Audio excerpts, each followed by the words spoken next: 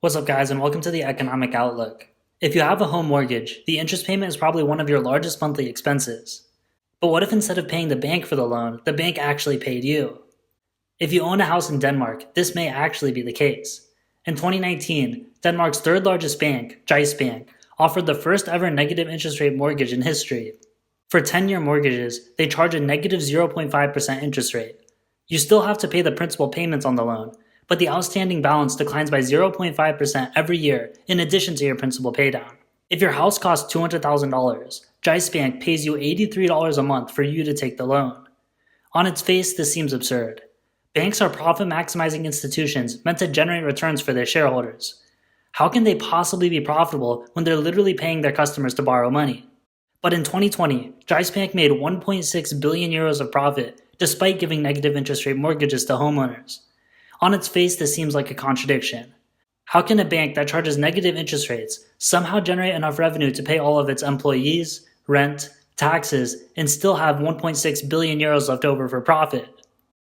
In this video, we'll discuss how this is possible, what the long-term implications are for the global economy, and whether or not we could ever see negative interest rates in the United States. The concept of credit and interest rates has been around since the times of ancient Egypt. Farmers could borrow money to buy some equipment. Once they've harvested their crop, they'd pay back the lender the original amount plus a little bit more as interest. The lender had to charge interest to compensate for the risk of the project. There's always a chance the crop fails, and the farmer won't be able to pay back the loan. When a lender lends to farmers, he knows that some of them will fail. So just to break even, he needs to charge an interest rate such that the profits from the successful farmers will offset the losses from the failed farmers. But if the lender only expects to break even, then there's no point in making the loan. He'd be better off just spending the money now or leaving it under his mattress. So he charges an interest rate such that he will make a profit in expectation. This concept is called the time value of money. If you're willing to lend your money to someone else, you should expect it to grow by the time you collect it back. The credit markets have operated in this way for thousands of years and have been crucial to economic growth. Almost every commercial real estate project and corporation was funded at least in part by debt financing. For thousands of years, the time value of money has been positive, at least in nominal terms. Academics never considered the possibility that interest rates could fall below zero. The field of economics didn't have any theories of what would happen when you pay people to borrow money. But this all changed in 2009, when the Swedish central bank reduced their deposit rate to negative 0.25%. You can think of the central bank as the bank's bank. Commercial banks can either deposit money or borrow money from the central bank. The negative 0.25% deposit rate means that if the commercial bank deposits $1,000 of its reserves with the central bank, 1 year later, their balance will decrease to $997.50. The idea of the negative deposit rate is to increase bank lending. If the banks know they will lose money by depositing it with the central bank, they'll do everything they can to lend out all of their deposits into the private sector. Even if they charge a low interest rate to borrowers, at least they won't be losing money. You might think negative interest rates are impossible. If banks have to pay to deposit their money with the central bank, why wouldn't they just keep all of the cash in their vaults? Well, the reason is because it costs money to operate a bank vault. You have to pay for the real estate, security, etc. If it costs $10 million per year to store $1 billion of physical cash, then the central bank can theoretically set an interest rate of negative 1%, and the commercial banks will still be better off depositing their reserves. But this wasn't a true negative interest rate. It was more like the central bank charging a fee on deposits. They weren't paying anybody to borrow money, at least not yet. By 2015, the negative interest rates did not have the desired effect on the Swedish economy. Inflation was still below target and economic growth was still sluggish.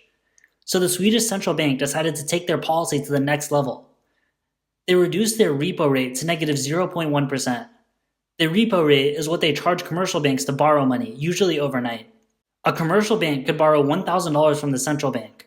1 year later, they would only have to pay back $999. The rationale for this policy is the same. When banks can get paid to borrow money, this should encourage them to borrow as much money as they can and lend it into the real economy to fund construction projects or whatever. And it's not just Sweden. Negative interest rates have become a global phenomenon. The Danish Central Bank, European Central Bank, and Bank of Japan have all set negative interest rates in some form. This begs two questions.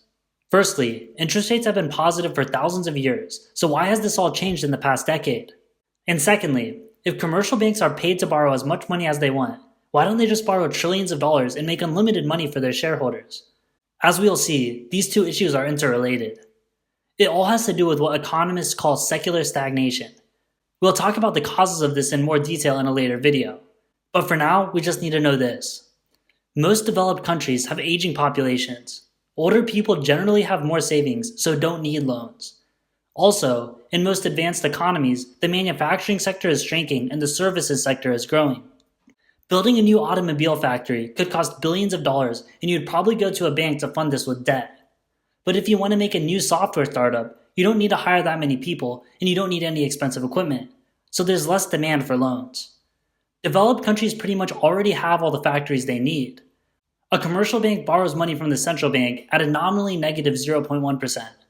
To cover their administrative costs and default risk, they can lend it out for 1 to 2%. If I gave you a $1 billion loan to build a new cell phone factory in Japan, you probably wouldn't be able to pay back the loan even with that low interest rate. You wouldn't be able to compete with developing countries with lower labor costs, so your factory would lose money. Commercial banks don't borrow unlimited money because there's nobody to lend it to. Most of the cash will just sit in their vaults and incur security costs in excess of the nominally negative interest rate that they receive from the central bank. This takes us back to Jyske Bank in Denmark with their negative 0.5% mortgages. They borrow money for a negative interest rate and are just passing this along to the consumer. They also charge an origination fee and service fees to the borrower. After taking these into account, the effective interest rate is about 0%. They're breaking even on the interest rate and making a little bit of money on the fees. This is how they can still be profitable. The same economic forces causing negative interest rates in Europe and Japan are also affecting the United States. In response to the pandemic, the Federal Reserve cut its policy rate to 0%, and it is expected to stay there for the foreseeable future. The current rate of consumer inflation is 5.4%. Therefore, the real federal funds rate is negative 5.4%. And commercial banks are passing these low interest rates on to the consumer. If you have a perfect credit score, you can refinance your 15-year mortgage with a fixed rate of 1.8%. At the current rate of inflation, you're paying a negative 3.6% real interest rate. The real interest rate is the nominal interest rate minus inflation.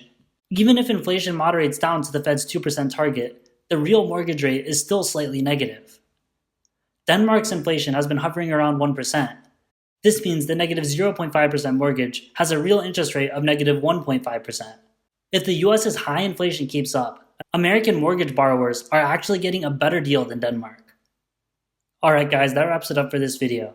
If you enjoy this content, make sure to smash the like button and subscribe so you don't miss future uploads.